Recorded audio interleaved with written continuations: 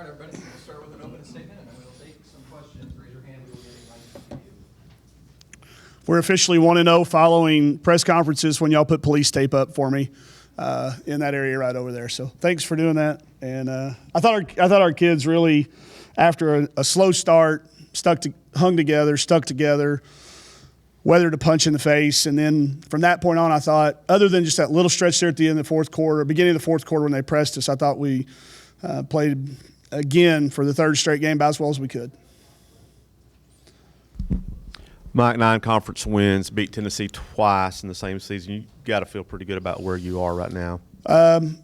Yeah, 9 wins is a number that, again, has only happened one other time in school history. There was a 10-win season with, I think, Coach Collin in 2012. Other than that, nobody's ever won more than 9. So for this group to be with their name beside that just speaks volumes for the kids that stayed, the kids that came, everybody that's contributed over the last 3 years to get it to a point where, I'll be honest with you, our kids expected to win tonight. They didn't look at me like they expected to win. And that's just a great place to be. And says, I think, just a lot about how a bunch of people stuck together when they didn't have to.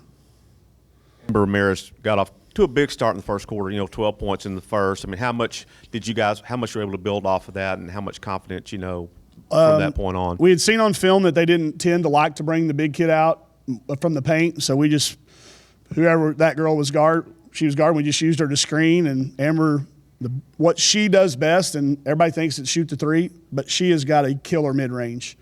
And I stop her from doing it a lot because I just think the mid-range game at times can really hurt you over the course of a game. But when it's what they give you, you have to take it.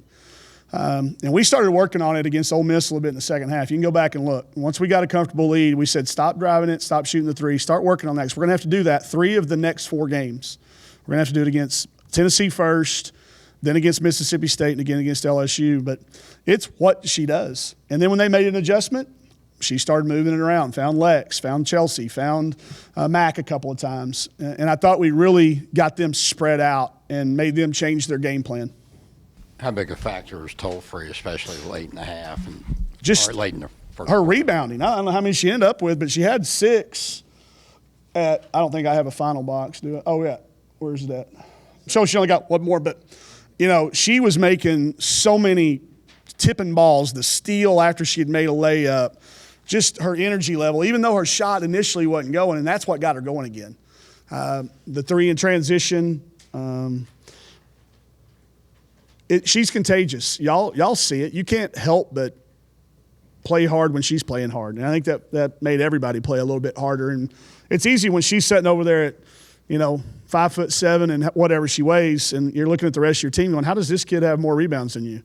And then it got everybody on the boards. So I thought we held our own, although the number looks big because 46-31, but I'm telling you, we held our own.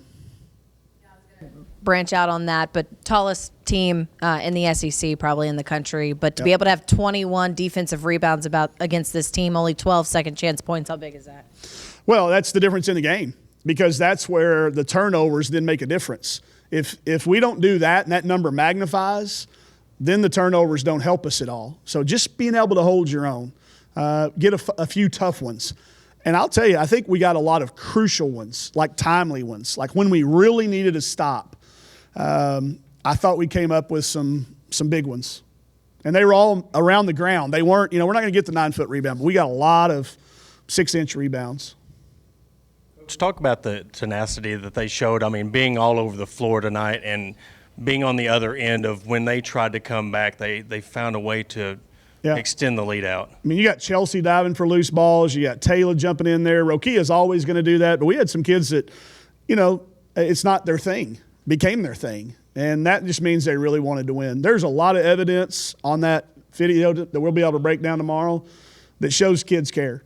That's that extra pass, that tip ball, that diving, all of that stuff, making the next pass, the tenacity that you mentioned, it's evident. Easy to find for a highlight video for tomorrow, no question. Mike, for those of us who sat through most of Tennessee's 31 wins in this series, can you put this into some kind of historical perspective? You know, Kelly was on their 98 team and so forth. Did y'all see the video that we played before? I thought that was going to come back and haunt us. I really did. I was like, oh, maybe we shouldn't have put that. But it showed all the big wins. It showed the wins that we've had, which there haven't been many. But I thought it puts it in perspective.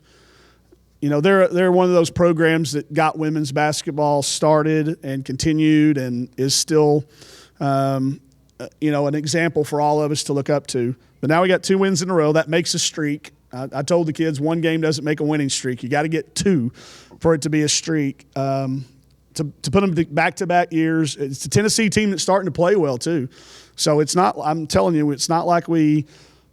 You know, everybody wants to compare them to the 90s. It's not the 90s anymore. This is 2019, and she's got them playing incredibly hard. They are tough to beat. They're obviously another NCAA tournament team that's been ranked for most of the year. For us to have a win out beside that when we play them, I think it makes it really hard to keep us out of the NCAA tournament. It keeps us in the conversation for a second round bye at the SEC tournament, and keeps us in contention. And everybody's been talking about this. We got a chance to finish, you know, third or fourth. There's a path to second. Now, I don't know what Mississippi State did tonight, but we play them head-to-head. So there's a path to second. And that's what I told our team. I said, don't let everybody listen to y'all about this the third and fourth spot. There's a path to second. And I thought, you know, you kind of saw that look in the kids' eyes, like, okay, but we can't get there without the next one. And this one gets us to 9. We can't get to 10 before you get to 9. So you've sat through them. You know how big it is, and you'll put it in your perspective better than I would, Grant. But as somebody that was in this gym, I remember when there would be more orange. It'd be like fans, our fans, that for one game would wear orange because they love Pat Summitt so much. And I got it. I wasn't mad at anybody because I got it. I understood it. And, I mean, I got my autograph book from her, and I know why people were fans of what they do and did. So for us to now have a 2-game winning streak against them, I'm really happy for that group of kids that was in that locker room tonight. One last thing, you know, they always said how big this game was and how it's always big to beat Tennessee. Yep. But yet after the game, they didn't act like it was. I mean, they knew it was a big game, but yet you act didn't, like it was another game. Kind of didn't talk see a about big that. national championship celebration dog pile at half court. Now, that comes from them just fully expecting it all week. I mean, it was like, hey, let's go. It's on. Let's start watching film. Let's get in here and practice. And our practices was our most focused practices of the year. Now we've cut them back. We're only going about an hour. We went 45 minutes on Tuesday, what is today? Thursday. On Tuesday, and about an hour and 15 minutes on Wednesday. And our kids were locked in. And I didn't think so at first when we gave up a tip play and then they drove down in transition. I was like, oh, maybe we should have practiced a little longer. But, you know, I think they know that if they'll come in and be incredibly focused in practice, they can come out and be fresh, be looking forward to the next practice, be looking forward to the next. And that's hard to do in late February now. I think we're fresher than we've been all year. I think we're happier than we've been all year. And I think as a result, we're playing better than we have all year. And we already did Florida, right? Yep. Okay.